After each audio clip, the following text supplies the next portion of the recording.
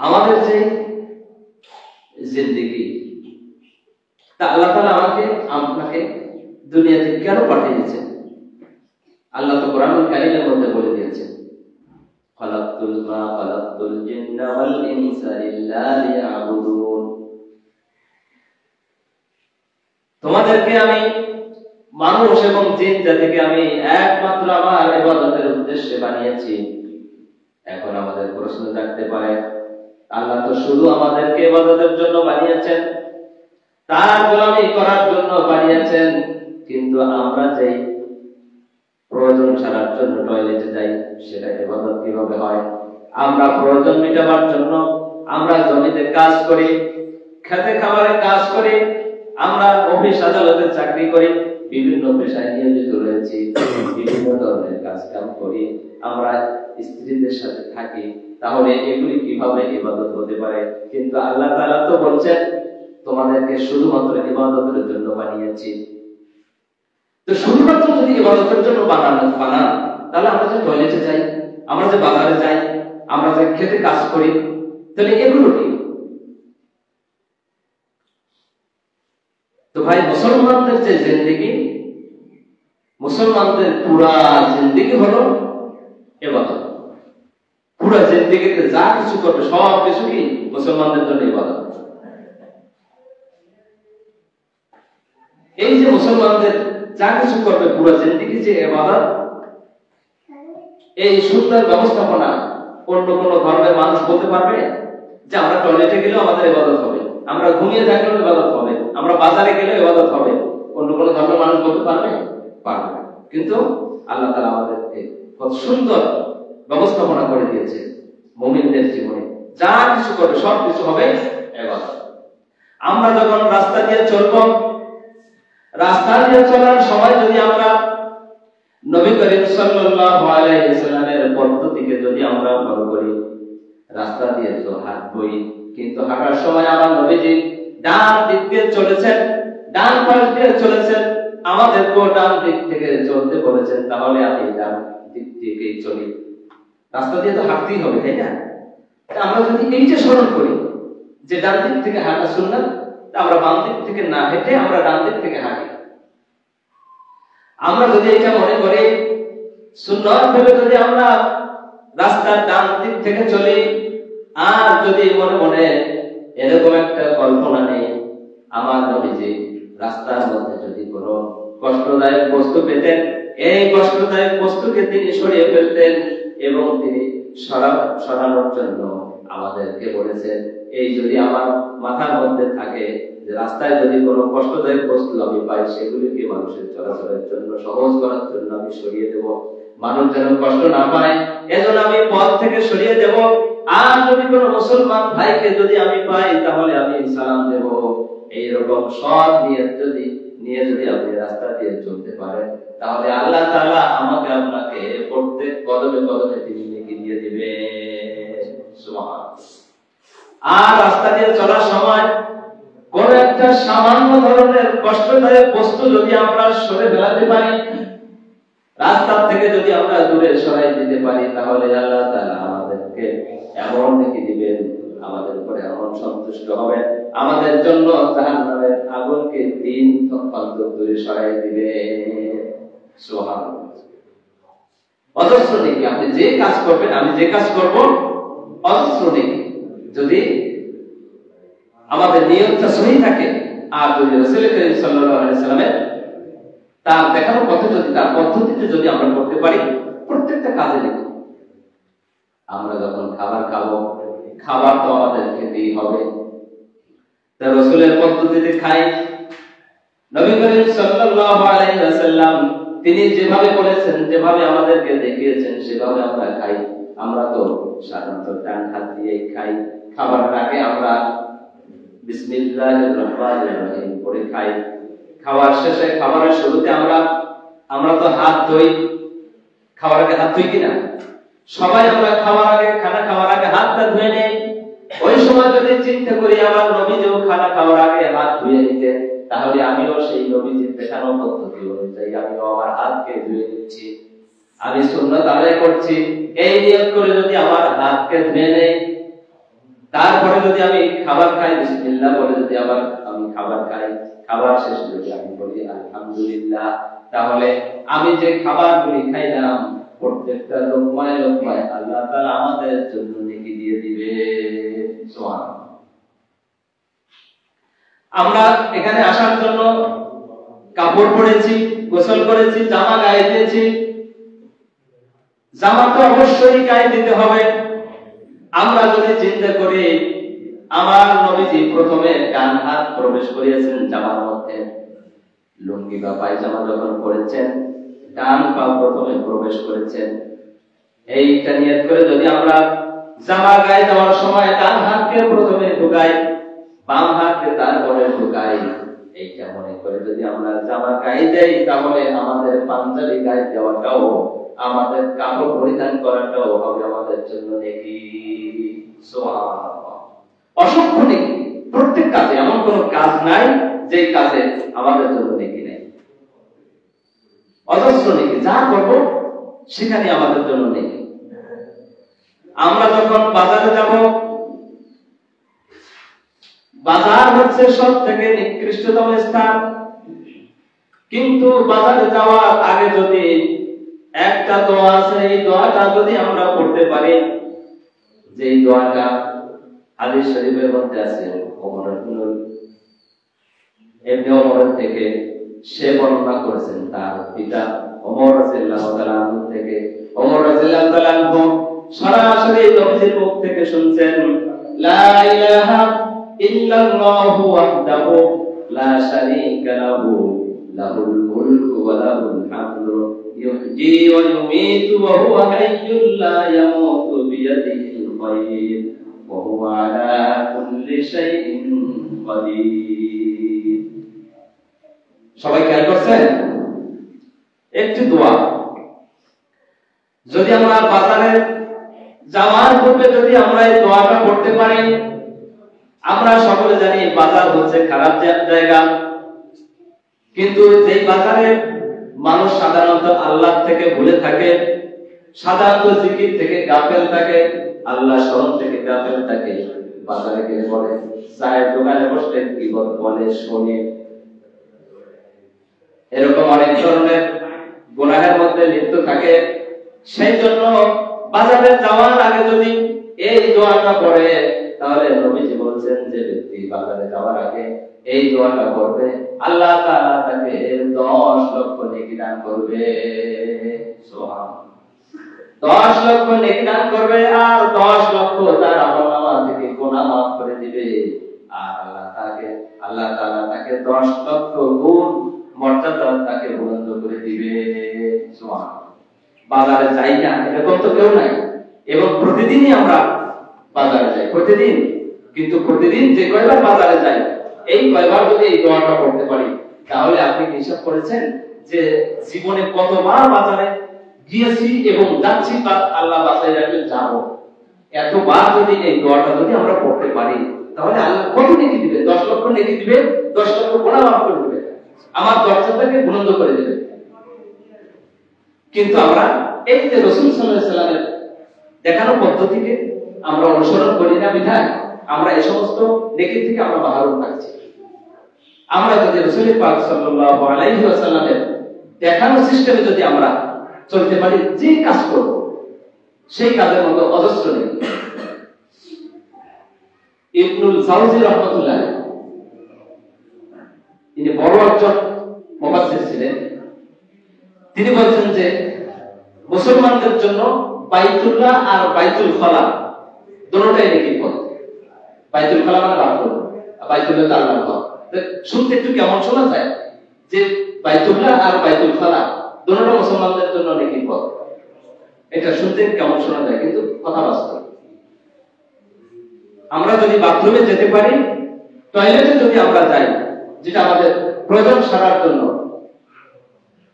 তাহলে আমি যতক্ষণ বাথরুমের মধ্যে থাকবো, আল্লাহ নবীর সুন্নাত তরিকায় যদি আমি আপনি যেতে পারি, যতক্ষণ টয়লেটে থাকবো ততক্ষণ নফল ইবাদত করলে যে নেকি হয়, তাসবিহ তাহলিল করলে যে নেকি হয়, সেই নেকি আমার আপনার আমলনামায় দিয়ে দেবে। সুবহানাল্লাহ। এর থেকে সুযোগ আর কিছু আছে না ভাই? আর এই যে আমরা টয়লেটে যাই, যে সিস্টেমগুলি আছে, পদ্ধতিগুলি আছে, জটিল কোনো পদ্ধতি না যে আমি পারবো না, আমার দ্বারা সম্ভব নয়, এটা পরমাওলানা হইতে হবে, হাফেজ হইতে হবে, তাদের দ্বারা সম্ভব কিন্তু আমার দ্বারা সম্ভব নয়, এরকম কেউ করতে পারবে না। এটা আমাদের সকলের দ্বারা সম্ভব, সবার দ্বারা সম্ভব। টয়লেটে যাওয়ার আগে যদি আমরা টয়লেটে কোন পা দিয়ে ঢুকতে হয়? বাম পা দিয়ে, কিন্তু আমাদের তো হুঁশও থাকে না, খেয়ালও থাকে না, আমরা যে কোনো পা দিয়ে আমরা ঢুকতে যাই, কিন্তু টয়লেটে যাওয়ার আগে বাম পা দিয়ে ঢুকতে হবে, বের হওয়ার সময় ডান পা দিয়ে বের হতে হবে। এটা আমরা খেয়াল করব। আর যখন ঢুকবো তখন একটা কি আছে? দোয়া আছে। দোয়াটা কি? আল্লাহুম্মা ইন্নী আউযু বিকা মিনাল খুবুসি ওয়াল খাবাইস। একটা দোয়া আছে। এই দোয়া এটাকে আমরা মূল যেটা সেটা থেকে আমরা দূরে, নকল যেটা সেটা নিয়ে আমরা খুব টানাটানি করি। আসল যেটা নবীজি বলেছেন সেটা থেকে আমরা অনেক দূরে। হ্যাঁ, যদি এই দোয়াটা পড়ে টয়লেটে কেউ ঢুকতে পারে, কোন ধরনের শয়তান, জিন, ভূত যা কিছু আছে কোন কিছুই তাকে আক্রমণ করতে পারবে না। সুবহানাল্লাহ। এটা শেখানো কার? নবীজি। এটা আমাদের প্রত্যেকের শেখা দরকার। আল্লাহুম্মা ইন্নী আউযু বিকা মিনাল খুবুসি ওয়াল খাবাইস। একটা ছোট্ট একটা দোয়া, সহজ। আমরা প্রতিদিন আমাদের টয়লেটে যেতে হয়, প্রতিদিন প্রসাবখানায় যেতে হয়, আমরা নেকিও পাইলাম, যতক্ষণ টয়লেট করলাম ততক্ষণ নেকি পাইলাম, এবং সমস্ত জিন ভূত আবিজাবি এগুলি থেকে কি করলো? আমি হেফাজতে থাকলাম, আল্লাহ আমাকে হেফাজত করলো। এজন্য বিশেষ করে মা বোনেরা যারা আছে, আমরা এটা তো পুরুষ নারী সকলের জন্য, সকলে যদি আমরা পড়তে পারি, যেটা খারাপ জায়গায় যেখানে খারাপ জিন ভূত থাকে সেটাকে আমাকে যেন অ্যাটাক করতে না পারে, আমাকে যেন আসর করতে না পারে, এজন্য নবী করিম সাল্লাল্লাহু আলাইহি ওয়াসাল্লাম সুন্দর একটি দোয়া, আল্লাহুম্মা ইন্নী আউযু বিকা মিনাল খুবুসি ওয়াল খাবাইস। এরপরে যখন বের হয়ে আসলাম, সুবহানাকা আলহামদুলিল্লাহিল্লাযী আযহাবা আন্নিল আযা ওয়া আফানি। আল্লাহ শুকরিয়া আপনার কাছে করছি, আপনার কাছে শুকরিয়া আদায় করি এজন্য যে আপনি আমার ভিতর থেকে কষ্টদায়ক বস্তুগুলিকে বের করে দিয়েছেন, এবং আমি আপনার কাছে ক্ষমা চাচ্ছি। যেই আবর্জনাগুলি বের করে দেন, কষ্টদায়ক বস্তু কিনা এগুলি কষ্টদায়ক বস্তু আল্লাহ আমাদের থেকে বের করে দেন, এই জন্য আল্লাহ শুকরিয়া আদায় করা দরকার। এই যে আমরা প্রসাব করি, আমরা পানি খাই, আমাদের প্রত্যেকের পেটের মধ্যে আমরা যে পানি খেয়েছি, ওই গাড়ি চালালে যেমন সবসময় জন্য তেল পড়তে থাকে না, গাড়িটা তো বানাইছে আমাদেরকে রিসার্চ করে, মানুষের বডি রিসার্চ করে গাড়ি বানাইছে। মোবিল এটা হচ্ছে আমাদের রক্ত, আর পানি খাই এটা হচ্ছে তেল। এগুলো মানুষকে রিসার্চ করে তারপরে মেশিন বানিয়েছে। এই যে মনে করেন এয়ার কন্ডিশন আছে যে, এটা কি করছে? এটাও মানুষের এই ফুসফুস আছে যে, ফুসফুস রিসার্চ করে তারপরে এয়ার কন্ডিশন বানাইছে। আমরা দেখেন, আমরা যে নিঃশ্বাস টানি, নিঃশ্বাসটা ঠান্ডা টানতেছি, আবার যেটা ছাড়ছি সেটা গরম হয়ে বের হচ্ছে। 1 সেকেন্ডের মধ্যে কিভাবে এই বাতাসটা ডিপেন্ড করে বের হচ্ছে গরম, আমরা ঢুকাচ্ছি ঠান্ডা বাতাস। এগুলি যখন তারা চিন্তা ভাবনা করছে আমাদের ফুসফুস নিয়ে, এই যে গবেষণা করে তারা এয়ার কন্ডিশন বানিয়েছে। তো গাড়িতে যেমন সবসময় যখন চলে সবসময়ের জন্য তেল পড়তে থাকে, যেতে থাকে, আমরা যে পানি খেয়েছি এই পানি সবসময়ের জন্য প্রসাবের থলিতে ফোঁটা ফোঁটা ফোঁটা ফোঁটা করে পড়তে আছে। অনেক মানুষ আছে যে প্রসাবের থলিটা নষ্ট হয়ে যায়, অকেজ হয়ে যায়, ড্যামেজ হয়ে যায়, প্রসাবের থলিতে আর এই পানির ফোঁটাকে ওটা সংরক্ষণ করতে পারে না, ধরে রাখতে পারে না। তখন ডাক্তাররা দেখেন কত নিয়ামতের মধ্যে আল্লাহ আমাকে আপনাকে নিমজ্জিত করে রেখেছে। ডাক্তাররা তখন কি করে জানেন? এই পেয়ার ছিদ্র করে এখান থেকে একটা নলি বার করে, পাইপ বার করে, এই পাইপের সাথে একটা থলে বেঁধে নেয়, সেই থলের মধ্যে ফোঁটা ফোঁটা ফোঁটা ফোঁটা করে পড়তে থাকে। তাহলে আমি আপনি কত শান্তিতে চলাফেরা করি, কোনো টেনশন নাই। কিন্তু এই যে লোকটা যার প্রসাবের থলি নষ্ট হয়ে গেছে, পাইপ দিয়ে বের করতে হচ্ছে, সেখানে ফোঁটা ফোঁটা করে পড়ছে, আবার যখন একটু বেশি হয়ে যাবে ওটা আবার তাকে ফেলে দিতে হচ্ছে, সে কতটা কষ্টের মধ্যে আছে আর আমি কতটা শান্তির মধ্যে আছি। এই যে কষ্টদায়ক বস্তু আল্লাহ আমাদের থেকে বের করে দিয়েছে টয়লেটে যাওয়ার পরে, এজন্য আমরা কি করছি? যতক্ষণ পর্যন্ত আমরা টয়লেটে সময় কাটালাম, যতক্ষণ টয়লেটে ছিলাম, ঢুকলাম, যতক্ষণ ভিতরে ছিলাম, আবার দোয়া করে বের হইলাম, নবীজির দেখানো পদ্ধতিতে যদি আমরা করতে পারি, যতক্ষণ টয়লেটে থাকবো ততক্ষণ আল্লাহ তাআলা নফল ইবাদতের নেকি আবার আপনারা আমলনামায় দিয়ে দিবে। সুবহানাল্লাহ। নবীজি কেন বললেন ডান পা দিয়ে প্রবেশ করতে, বাম পা দিয়ে প্রবেশ করতে, ডান পা দিয়ে বের হতে? গবেষকরা চিন্তা করলো এটার মধ্যে কারণ কি, এটার মধ্যে উপকারিতা কি, ক্ষতি কি? তখন গবেষকরা চিন্তা ভাবনা করে দেখলো যারা হার্টের রোগী আছে, যখন হঠাৎ করে হার্ট ফেল করে মাটিতে টান করে পড়ে যায়, তখন তার পা যেদিকে থাকে, ডান পা যেদিকে থাকে সেদিকে সে পড়ে যায়। বুঝতে পারছেন? আপনার ডান পা যেদিকে থাকবে, যদি সামনের দিকে থাকে আপনি সামনের দিকে পড়বেন, ডান পা যদি পিছনের দিকে থাকে পিছনের দিকে পড়ে যাবে। এটা গবেষণায় দেখা গেছে। তা আপনি যদি টয়লেটে ঢুকতেছেন, এমন মুহূর্তে নিয়ম হচ্ছে বাম পা দিয়ে ঢোকা, ডান পা পিছনে। তো এই সময় যদি কোনো হার্টের রোগী হঠাৎ পড়ে যায়, কোন দিকে পড়বে? টয়লেটের ভিতরে না বাইরে? বাইরে পড়বে, কারণ তার ডান পা তো বাইরে। মসজিদে ঢুকতেছেন, এমন অবস্থায় যদি কেউ পড়ে যায়, মসজিদে ঢোকার নিয়ম হচ্ছে ডান পা দিয়ে প্রবেশ করা। এই সময় যদি কেউ পড়ে যায়, তাহলে সে কোন দিকে পড়বে? মসজিদের ভিতরে না বাইরে? ভিতরে পড়বে, কারণ তার ডান পা মসজিদের মধ্যে ঢুকে গেছে।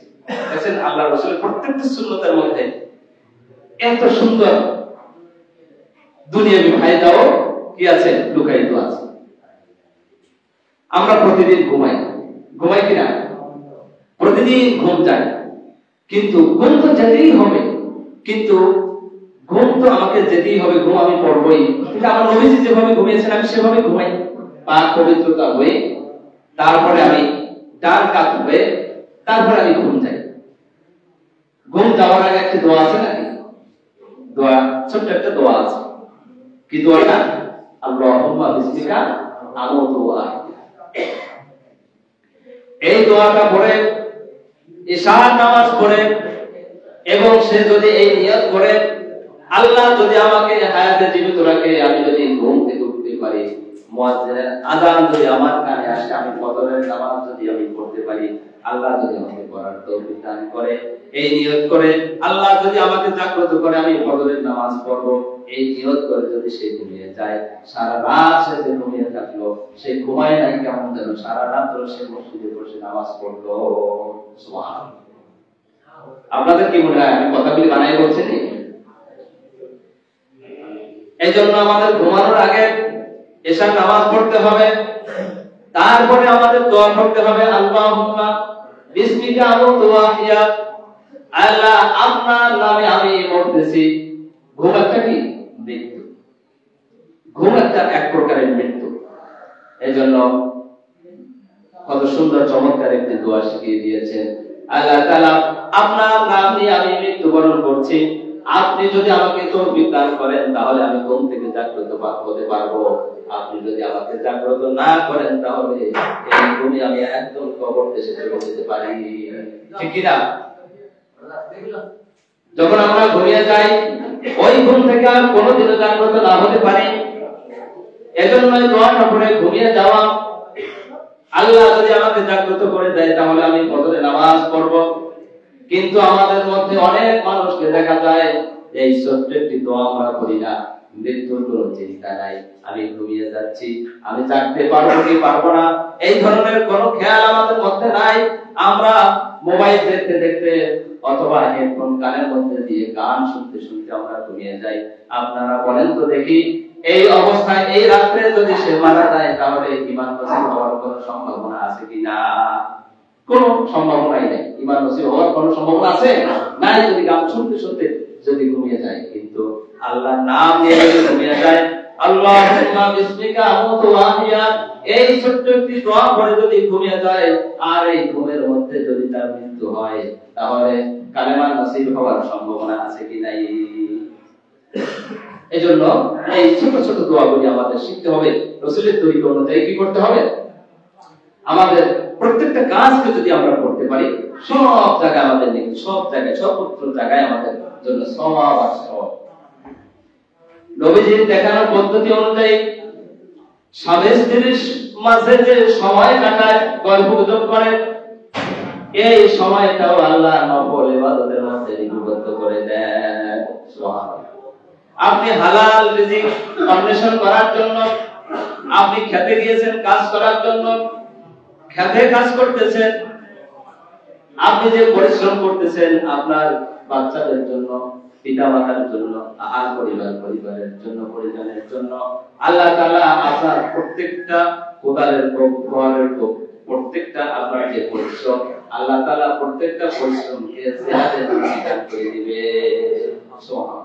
আপনার এই হালাল উপার্জন আপনার যে পরিবারের লোকেরা খাবেন, প্রত্যেকটা লোকমার বিনিময়ে আল্লাহ তাআলা জিহাদের নেকি দান করে দিবেন।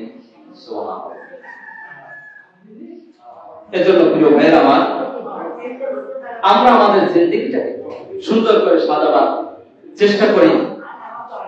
আমরা মৃত্যুকে ভয় পাই, মৃত্যুকে আমরা যেন ভয় করি, আমরা পরকালে জিন্দেগিতে যাওয়ার জন্য আমরা যেন প্রস্তুতি গ্রহণ করতে পারি, আখিরাতকে যেন আমরা ভয় পাই, কবরকে যেন আমরা স্মরণ করতে পারি, কবরে যে সামান নিয়ে যাওয়ার প্রয়োজন আমরা যেন সেই প্রয়োজন মতো সামান নিতে পারি। মৃত্যুর আগে আমাদের সকলের জন্য কালেমা নসিব হয়ে যায়। এজন্য আমরা আল্লাহ তাআলা তৌফিক দান করুন। আমিন। ওয়া আখিরু দাওয়ানা আলহামদুলিল্লাহি রাব্বিল আলামিন।